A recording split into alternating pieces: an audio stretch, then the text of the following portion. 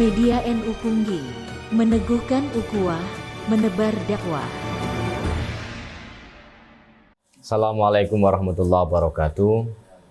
Alhamdulillah, Allahumma sholli ala Muhammad, amma ba'du. Para pemirsa yang dirahmati oleh Allah Subhanahu wa Ta'ala, dalam tema sore hari ini adalah zakat fitrah di zaman now, atau zakat yang memang di zaman yang modern ini. Ada untuk prolognya adalah hadis Nabi Muhammad SAW yang bersabda, beliau farada Rasulullah SAW zakatal fitri so'an min tamrin au so'an min sa'irin al abdi wal huri wal dzakari wal unsa wal zogiri wal kabiri minal muslimin, rawahu Muslim. Jadi Nabi mewajibkan zakat fitrah itu menggunakan satu sok dari tamar atau kurma dan satu sok lagi atau satu sok dari syair atau gandum.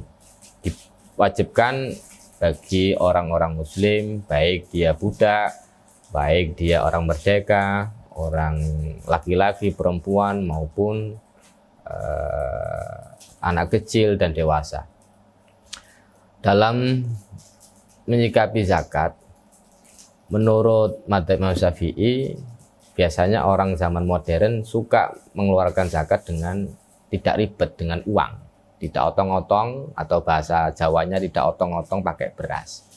Menurut madzhab Syafi'i, hukum dalam mengeluarkan zakat pakai uang itu tidak diperkenankan, karena beliau harusnya pakai qut atau makanan pokok di negara tersebut. Kemudian ada madzhab yang lain yang memperbolehkan, yaitu madzhab Hanafi. Nah, itu diperbolehkan dalam zaman sekarang ini menggunakan zakat menggunakan uang karena biar tidak ribet.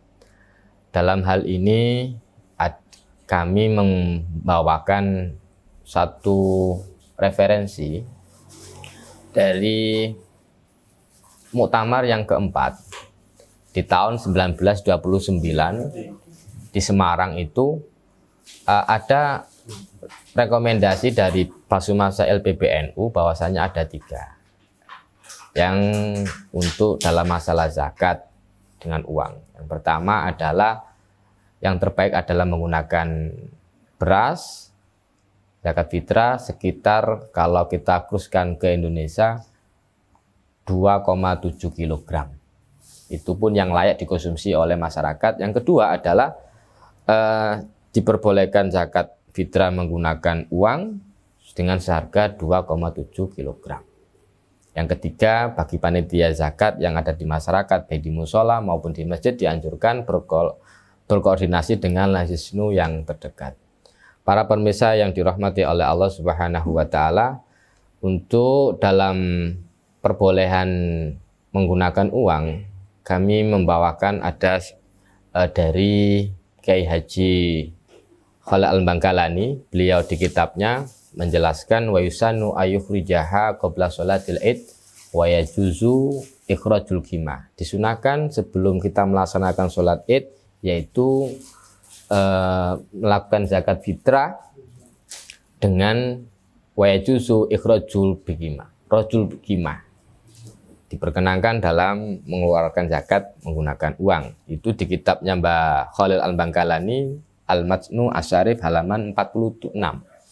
Dan beliau ini ada sandarannya mirip-mirip dengan Imam Abu Khari, yang beliau ya juga bermadzhab Syafi'i.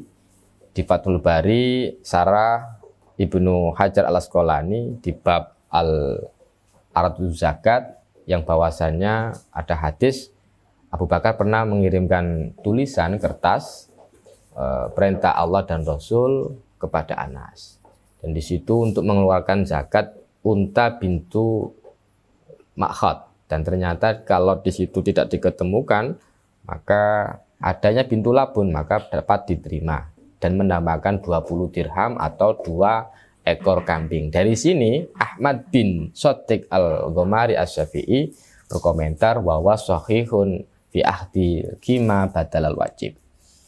Dalam perspektif maqasid kebolehan mengeluarkan zakat fitrah dengan uang ini berdasarkan realita yang sekarang ini, bahwa yang lebih maslahah dan dibutuhkan bagi fakir miskin itu adalah uang, berbeda dengan zaman Nabi yang waktu itu makanan pokok sangat jarang ditemukan sehingga lebih dibutuhkan oleh fakir miskin. Itu di Al-Ghomari Tahqiq Al-Amal halaman 94. Untuk kesimpulan dalam sore hari ini adalah solusinya kita berikhtiar panitia menyediakan beras berapa karung bagi orang yang ingin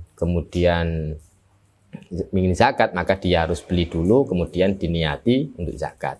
Yang kedua adalah taklid atau mengikuti pendapat madzhab Imam Hanafiyah yang memperbolehkan zakat dengan uang. Itu pun dengan kadar harus 1 sok gandum dengan sekira kurang lebih 3,8 kg. Bukan beras, catatan, ini bukan beras, gandum. Kurang lebih 3,8 kg.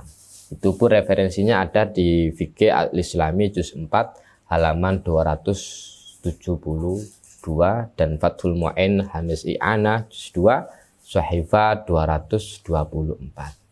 Untuk para pemirsa yang ada di sana di rumah, semoga mendapatkan berkah bulan Ramadan dan nantinya dipanjangkan umurnya, selalu sehat selalu, sukses selalu, amin ya robbal alamin.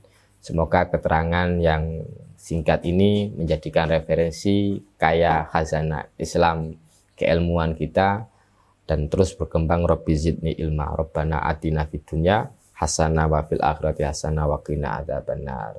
Assalamualaikum warahmatullahi wabarakatuh.